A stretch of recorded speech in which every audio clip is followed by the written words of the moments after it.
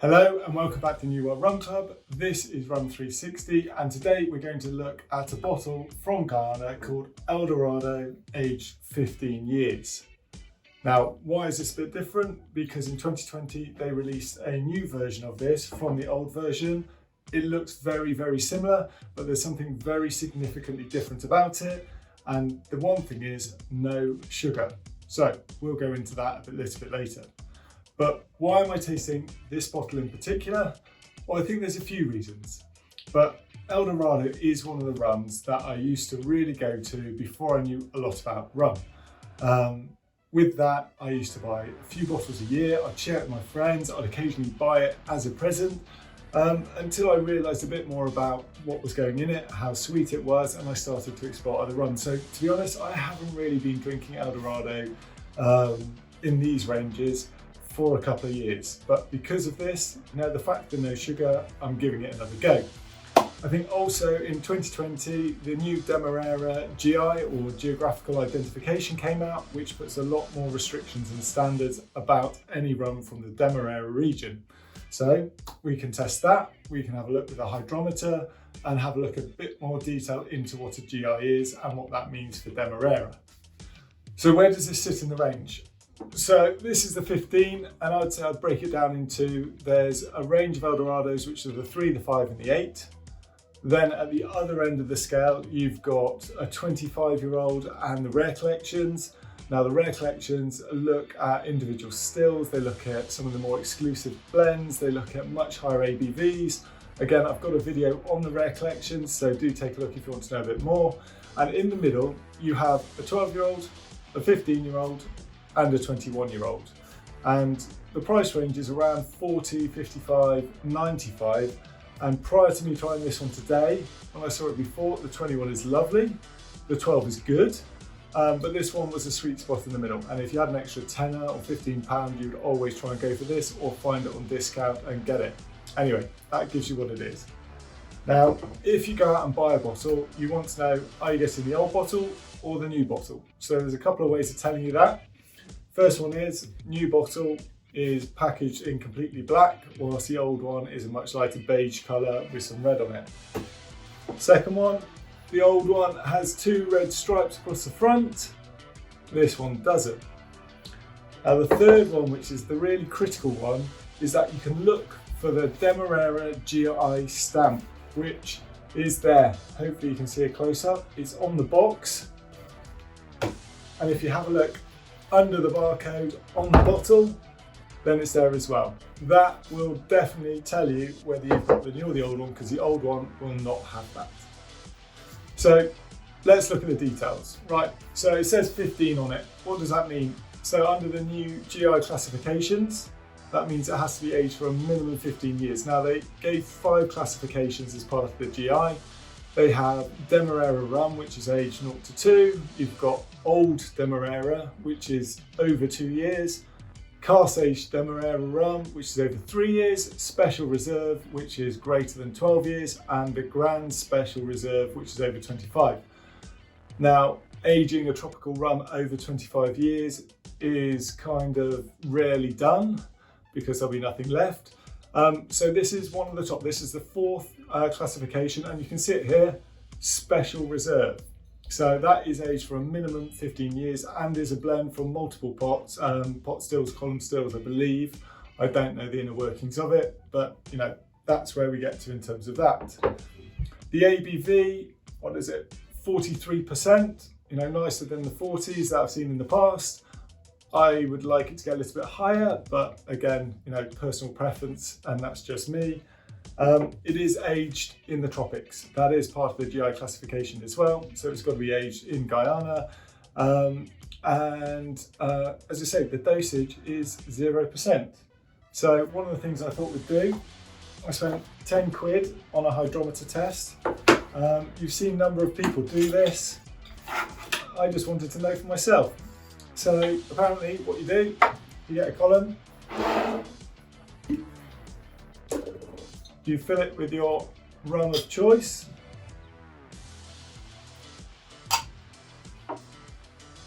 and you stick a hydrometer in it. Now they do range from different ones.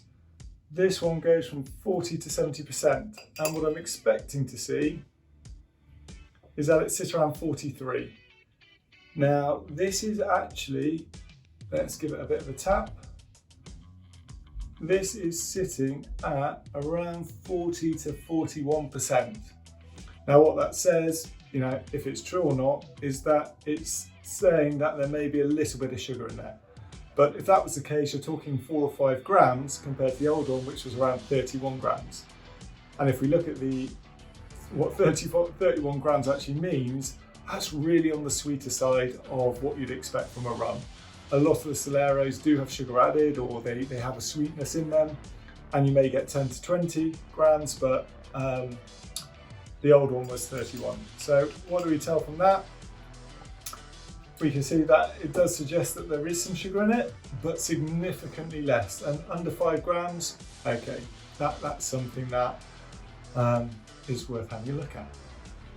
Finally, maturation, it's all ex-bourbon. So, you know, that gives you the roundup of what it is. So now for the rum in question. And I'll promote it again because I've started using it and really like it. There's a Rum X app that you can store all of your rums, your tasting notes, your collections, your samples. It is something that I'd suggest you take a look at if you're bored of looking at Excel spreadsheets or whatever, where you manage your rums at the minute. So I'm going to be a bit biased here. I love a Demeara rum. Been out to Guyana, drunk this with Guyanese people, really, really enjoyed it. So whatever I smell, I get these memories, these flashbacks, and it is something that I absolutely love. But I am going to try and be unbiased in terms of what this is. So, you know, when you take an initial smell and sniff, you do get those woody flavours, coconut, and there is some caramel, which is that kind of that Demerara smell. But you know, one of the things that I kept going back to is if you take a really, really big sniff in this, you really start to get a strong sense of the wood that I never got with the old one. You know, the smell is definitely slightly different to what I had before. You also get some of the spices. In this case for me, it's a bit of nutmeg. There's some molasses and some dried fruit, maybe raisins. Yeah, definitely raisins, and also a bit of citrus, which is some orange peel for me here. All in all, what it does, it makes me want to drink a bit. So, chin chin.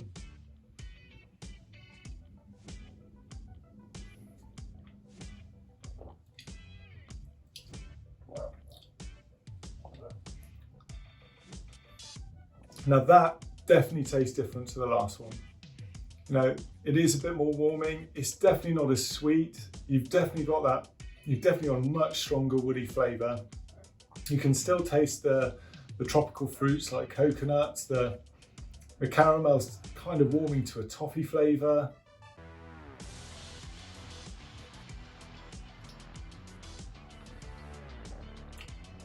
The spices, more of a cinnamon here.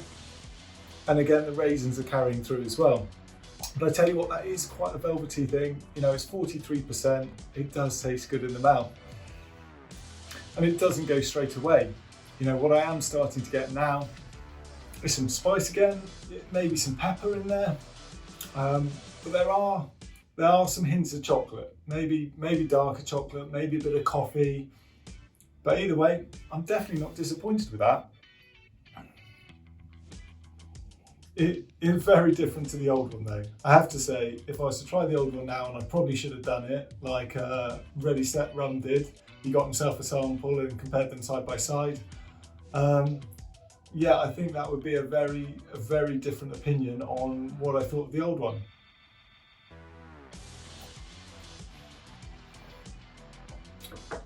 Well, when I look at these things, are they for drinking? Are they for collecting? Are they for investing?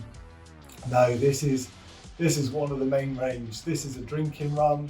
For me, it's a sipper. I'm sure some people make cocktails with it, but if anyone's collected them, I'm not quite sure why, because they're on the shelves a lot.